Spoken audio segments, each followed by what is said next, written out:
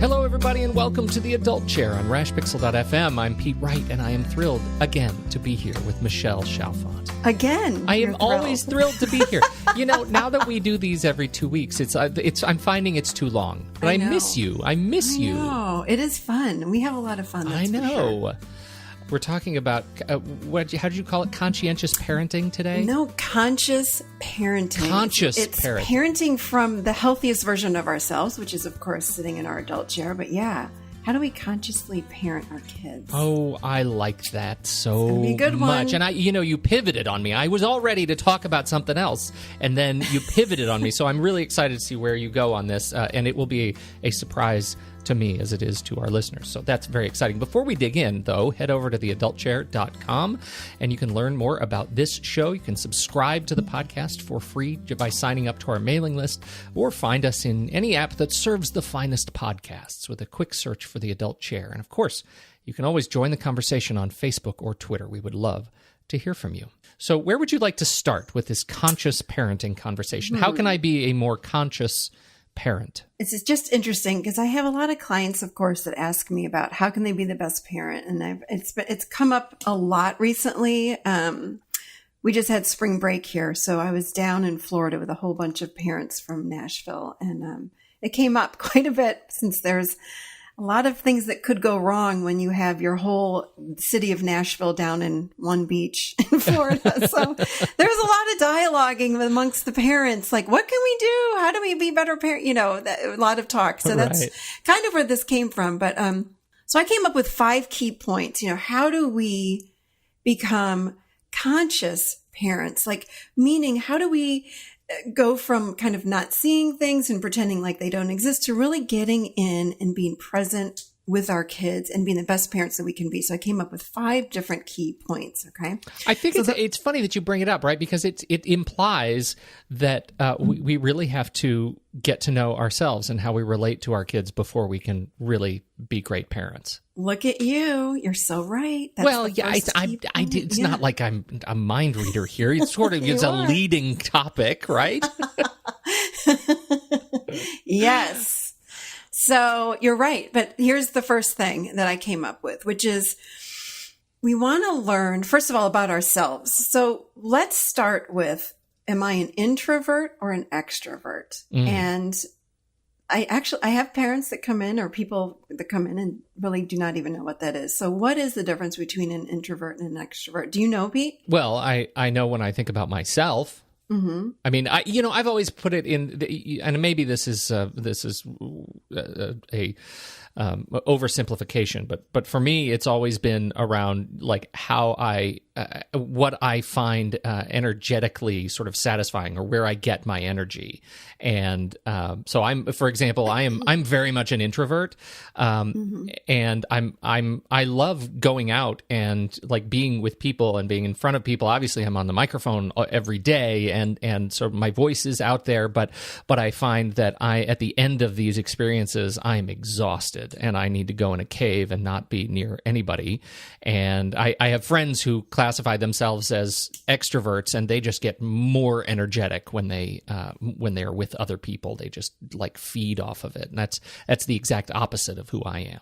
Am I close? Yes, you are very close. And it's really interesting because probably in a week's time, I'm educating people on this, which I think everybody knows what an introvert and an extrovert would be, but not everybody does. So that's why I wanted to talk first about this. But yeah, You're absolutely right. So let me first define what is the difference between an introvert and an extrovert. Okay. What we want to talk about is what we want to be mindful of is, where do I get my battery charged? So do I get my battery charged by being around other people, or do I get my battery charged by being alone? Right. That's the trick, right? It beats that assumption that, he's in sales, he must be an extrovert, which is not true. Right? Not true at all. Our job might be more of an extroverted type of job, like in sales, right? Right. Or like what you're doing, or what I'm doing even. I'm with people all day long. but actually I also am an introvert. So I come home, I need to recharge by being all alone. Introverts also might be, we like to be outside. We don't like a lot of big, huge crowds. I know for myself, if I'm going to a restaurant and it's a nice day, I'm always wanting to be outside versus being inside the restaurant where it's really loud and noisy. That irritates me. It bothers almost.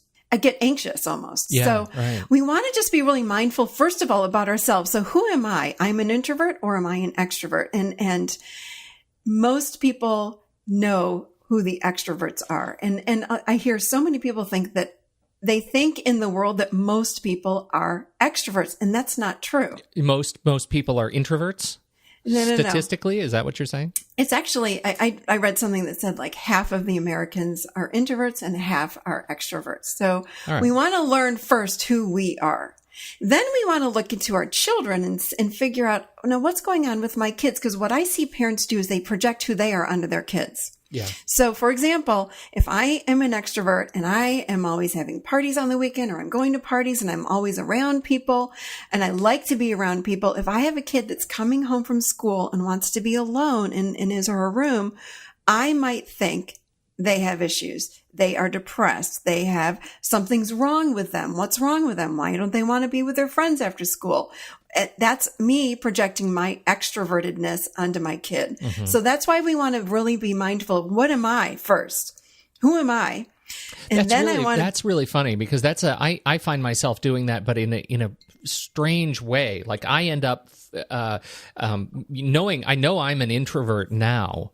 But when I'm projecting my social expectations on my kids, it's because of my experience not knowing who I was when I was their age. Right. Does that make sense? Like I thought I was supposed to be extroverted when I was their age. Therefore, they should be extroverted now. And that ends up being no end of trouble. Well, exactly. And by the way, what is more socially accepted here? It is extroverts. Right. Our society is set up for extroverts. Our school systems are set up for extroverts. It's loud. It's noisy. Lots of kids in the classroom. Big cafeterias filled with tons of kids. Where there's so much about being in big groups versus being alone. When I learn who I am, do I get my battery charged by being in people or by being alone? And neither one is bad. Neither one is wrong. Mm-hmm. It just is. Then I want to look to my child and say, well, what's true about my kid? I have 2 boys. They're 3 years apart. My older one is an introvert and my younger one is an extrovert. I parented them the same way. So I thought, well, how is it possible that they're both, shouldn't they be just like me? Because I'm an introvert. So my older one, but I was really mindful, and my older one would come home even when he was little and he'd say, I just need some downtime. And he would go up to the bonus room and play with his Legos for like 3 hours and then come down and go, okay, I'm ready to go play with so-and-so. My younger one would come home when he was 3 and 4 years old and say, I want a play date. I want to go to so-and-so's house. And I remember saying to him, we need some downtime. Let's all just relax, because that's what I needed too. And what I realized was he would deflate. He was like, he didn't know what to do with himself. Yeah. He was never a Lego kid. He never wanted to be alone.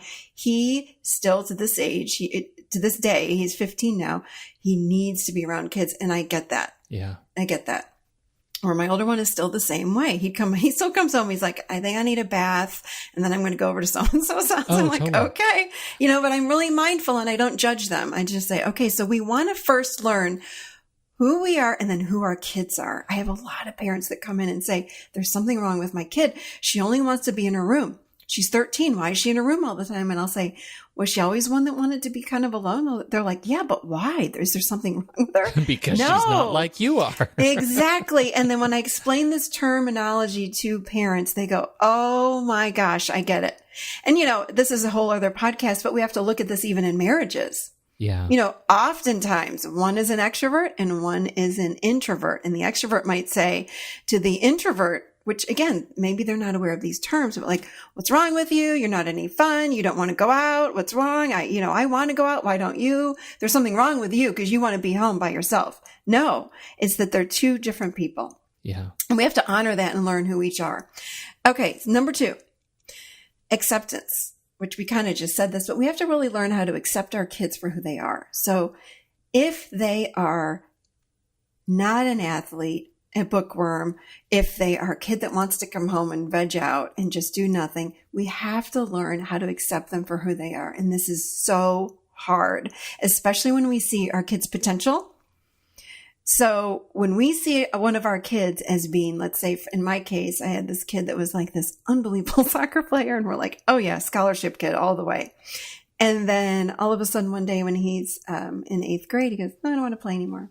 What? I was like, we have the ODP, looking at that is the ODP is looking at him. What? You have to play soccer. You are a soccer kid. I don't want to play anymore. None of my friends play. Wow. It was so hard. And my husband and I looked at each other like, what? Are you crazy? Like, this is not only your life, this is our life. Every weekend we travel. This is what we do. And it threw us as much. It didn't throw him at all. He just said, no, I'm not going to do it anymore.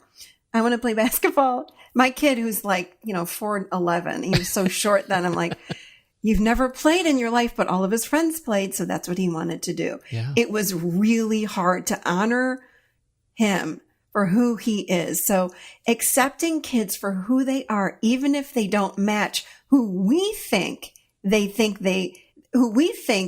they should be, that is hard for parents.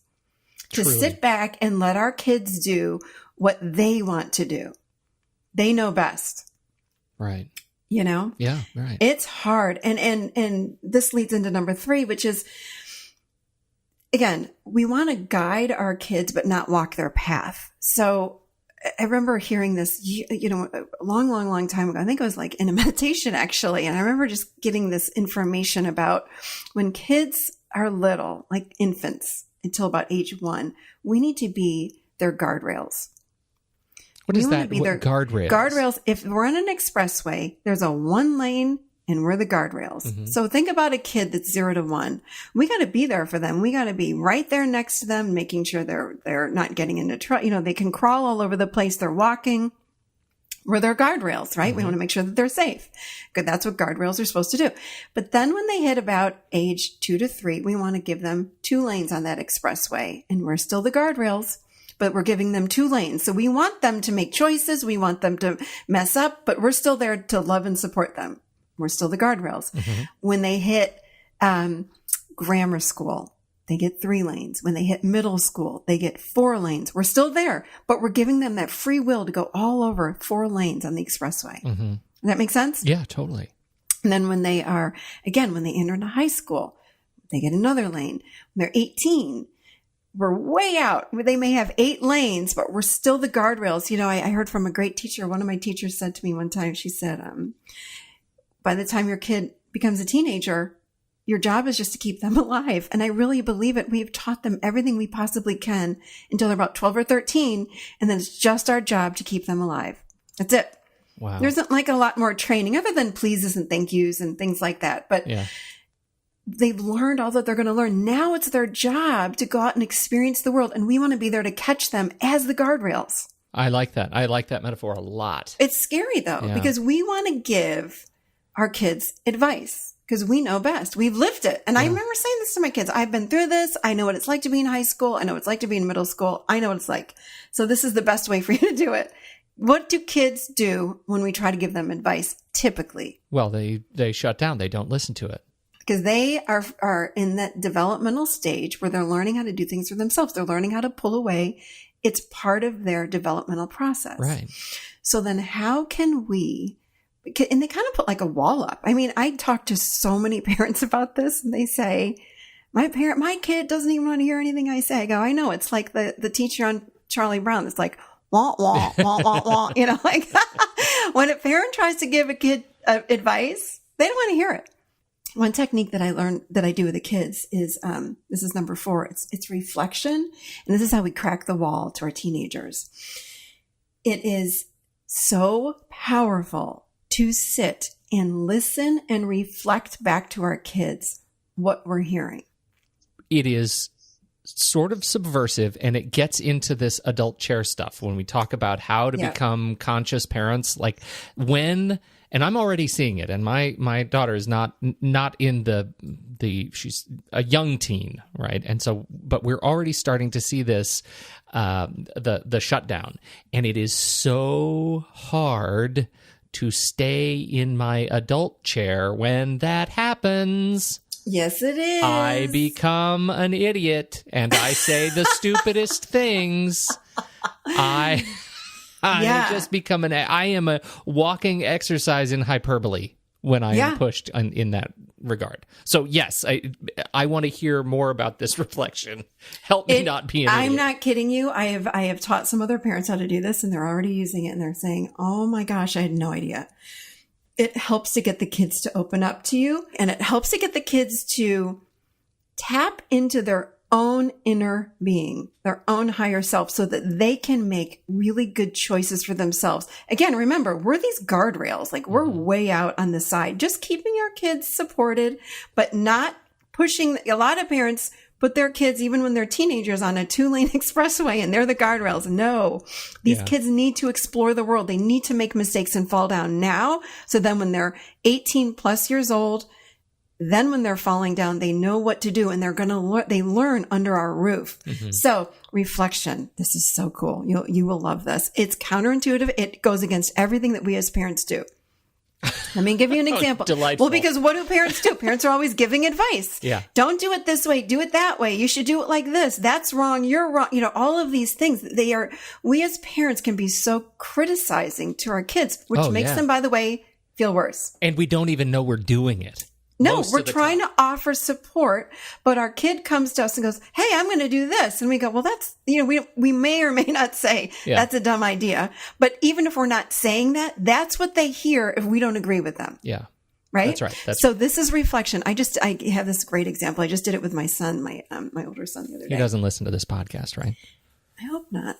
Some of his friends might now, but hopefully not. But his conversation, and my kids, there are windows of opportunity, and I swear when they start talking to me, I drop everything. I put anything down and I walk over and I sit next to them and I just listen. And it's really just about active listening and reflection. So my son said to me, I'm thinking I'm going to change my major for college in a year. He's going to college in August. So instead of me replying like, "What are you changing your major to?" This is reflection is saying, "Oh, so you're thinking about changing your major." Okay. So what's happening is when we reflect back, we're validating what he's saying. And I'm almost agreeing with every single thing that he's saying. That's how he's hearing. So then the next sentence, he said something like, "Yeah, I really am, blah, blah, blah, blah." And he kept talking. Anyway, it went from that. It lasted for 30 minutes because I was timing it. I was like, this is so cool. When we can reflect, it stretches out the time that they'll talk to us. So, excuse me, son, let me get my Skinner box. So I said, "Oh, okay." So all of a sudden he goes from that conversation, it morphs into this. You know what I've noticed, Mom, and all that I did the whole time, and it was hard because I wanted to go, "Well, I would do that if I were you," but I just said, "So you're thinking about that. Okay, so you're thinking about changing your major." "Yeah, I am. Mom, I'm thinking, I'm not sure about engineering. I really like marketing. Blah, blah, blah, blah." "Oh, so you really like marketing?" "Yeah, I do." And the more I reflected, I could hear the more excitement came into his voice. Yeah. It morphed into all of a sudden. So there are just a couple kids or a few kids. I'm like, "Gosh, I've said to him, I wish you wouldn't hang around those kids." Blah, blah, blah. He's got my son has like all these friend groups. He's not like one best friend. He's got all these different groups. There's one group I'm like, I don't know about them, but I've tried to say it to him, and guess what? He still hangs out. Okay. I'm the guardrails, remember? I'm giving him 8 lanes. Here's your lane, right? I don't agree with it, but until you really mess up, then you can do what you want to do. I'm going to trust you. And that, of course, anyway, that's all their subject. But so anyway, so this is where it went though in our reflecting. So I said, all of a sudden he says, our college conversation morphs into who he wants to live with in college and why and how important it is. He's noticing, "Mom, some of the friends that come over, I notice. He goes, and some of them I would consider to be in the coolest group. He said, and they're the big partiers and all that. And he said, and he said this to me, and they're the big partiers. He says, they don't talk to you and Dad.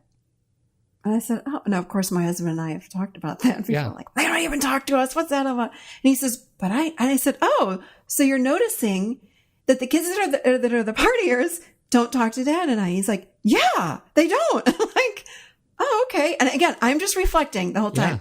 Yeah. It turns into, Mom, I realize that some other kids do. And the other kids that do are the kids that are really have lofty goals and that are going to go somewhere in college, and they've got really great, whatever. And he's talking about these different kids. And I said, oh, so you're noticing that the kids that do have loftier goals and blah, blah. He goes, yeah, he was so excited. All I did was mirror back. Okay. Yeah. And I said, okay. Well, it turns into, and I realize this is later on, he said, it just keeps morphing. And he goes, I realize in the future, it's really important that I have great eye contact with people, that I'm confident with people, and that I'm going to have to choose my friends really wisely in college because he goes, Mom, do you know that we become who we hang around? I said, wow. So you think that who you hang around, you might become. Yes. Wow. And that's all I said. Pete, it was unbelievable. That's fantastic. Mm-hmm. And he comes to it on his own. And it's not exactly. And this is the thing that I think is important, is that it's not as if you're tricking him into this observation. No, you're not just at all. allowing him an opportunity to express it in his own way. Really, all I'm doing is I'm holding up a mirror so he can see who he is. So what happens is I'm validating him. And every time I'm validating him, he's able to drop deeper inside of himself, touch his own intuition, touch his higher self, touch what's true for him, touch the bigger part of who he is, all of that. Yeah. And it's so powerful. So I've been doing this off and on with my kids, and I am blown away. Yeah. And again, I've given this assignment to some parents, and they've come back. They're like, oh my God, I had no idea. I'm like, no, it's not that we can't ask. And again, it's not that we can't ask a question, because we can ask a question and I'm curious about what I'm asking my son, and even in that, when we were talking of it, if there was a moment where I couldn't reflect, I might say something like, so can you tell me more about that? It really interests me. And then he was so excited to talk about it. So anyway, that reflecting has really changed how I parent my kids, as well as, again, other parents that I've given this tool to. But the final key point to conscious parenting is setting boundaries with our kids. Our kids, not only do they need boundaries, but they want boundaries, because boundaries help us to feel safe. Yeah. And I remember even in my own high school, I don't know if you have recall on this, but, there were kids that didn't have the curfew, and they would say, I don't think my parents even care about where I am. Yeah. That's the worst. Right. You don't have a curfew? No, I don't think my parents even care. They're too busy, or they're whatever. So what I find with boundaries, parents today in our day and age have a really hard time setting boundaries with the kids because they don't do well with pushback. Yeah. So when the kid goes, it's that sense that they want to be more just sort of their buds, their friends. Yes. Yeah. We're not good with our own feelings that come up when someone is coming back at us with negative energy. So for example, if I say to my son, you know what? You've been on that video game for 2 hours. You're done. And he goes, no, Mom, you're so mean. Blah, blah, blah. I don't want to get off this thing. It's sorry, you're getting off. Yeah. Again, I've talked to a lot of other parents that say, but I remember talking to one mom one time a few years ago, and she said, well, if I tell him to get off of the video game, he's going to be really mad at me. And I'm like, and? Yeah. That's your job as a parent. It's okay if he's mad. It's okay. And your daughter, that wants to go on a date with a guy that's 3 years older, or wants to have a curfew that's extended to midnight or to 2 a.m. My husband always says, nothing good happens after midnight. And it's true. What do you need to be out after midnight, right? Yeah, right. So if your daughter wants to go out, you say no. You can be home at midnight, or no, he's too old, or no, invite him over. And if the daughter gets upset, okay, well, sorry. Remember, no is a complete sentence. not only do we not need to give our kids an explanation as to why they can't do this or that, or why they need to do this or that, they can't understand until they're about 25 to 28 years old. They don't have that part of the brain yet to even comprehend why it's a bad idea to buy a motorcycle at age 16. Like they don't comprehend why. So there's no reason to explain it. And I say to my kids, you can't understand this, but the answer is no. And they'll be like, but mom, blah, blah, blah. And I'm like, yep, I'm sorry, but the answer is no. And I'm not mean about it. Right. But sometimes the answer is just no. So as parents, we have to learn, how do we set really clear, firm boundaries and stick to them? I love it. This is good stuff. And this reflection thing, I'm going to try right now. Yeah. I'm going to leave my office and go try it because I think I have reason to do it right now. It's really getting curious about who our kids are and wanting to know them, like wanting to know the inner part of them. And that's a hard transition, right? It's a hard transition because they become their own humans. And not our kids at some level, right? And they do. And we have spent so much time trying to just keep them safe and to teach them that we forget that they have, almost imperceptibly taken on their own identity. I see with my own son too, who's now 18. It's like, he's such an artist. Why wasn't he? I pushed him so hard to do art. He would not do art. Yeah. And now I see this kid that is developing into this. He's a man, and he has interests in, listening to this and that, believe it or not, Pete, podcasts. He's like, I have found the coolest podcast and I'm listening to this and that and the other thing. And I'm like, wow. Like, but I think what we as parents do is we think when they're young that they should all, we are expecting them to be a certain way when they're younger instead of allowing them the process of discovering who they are. Our kids already have like a vision for themselves. And our job is to be these guardrails and let them find out who they are. And we love and support them, but give them the options of, falling down and getting back up and trying new things and not trying things and all of these things instead of forcing them down a path with one lane on an expressway. And we're saying, I have adults now. I have people in their 50s and 60s that come into me and say, my father made me be an accountant. Or my father made me be a doctor. I don't like what I do. I always wanted to be a school teacher, but my father wouldn't let me. And they are suffering because of it. And they're 50 and 60-year-old men and women that are coming in. Mm-hmm. So, our job is to sit and nurture and love our kids with good boundaries, but let them fall down and let them be whoever they are. And we can't figure that out unless we sit and get to know them. And reflection is a great way to do that. I love it. This is great guidance. As always, Michelle, thank you. Thank you. Thank you, everybody, for downloading and listening to this episode. We sure appreciate your kind words and comments. If you have a minute and you're an Apple Podcast user, we sure would appreciate you taking a second to go into the Apple Podcast app and leave us a 5-star review and a comment. We'd love to hear from you there. Until next week, on behalf of Michelle Chalfant, I'm Pete Wright, and we'll catch you right here in the Adult Chair.